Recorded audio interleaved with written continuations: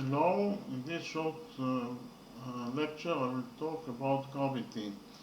Gravity is a phenomenon in which bodies with mass and energy are attracted to each other.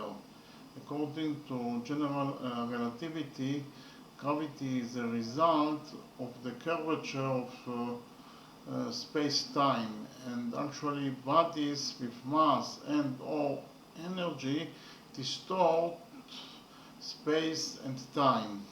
And according to Newton, gravity is an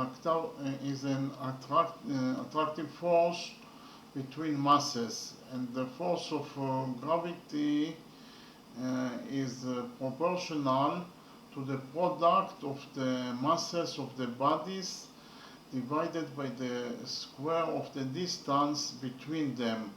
Another concept of gravity is that gravity is the weakest force of the four fundamental forces that are the strong force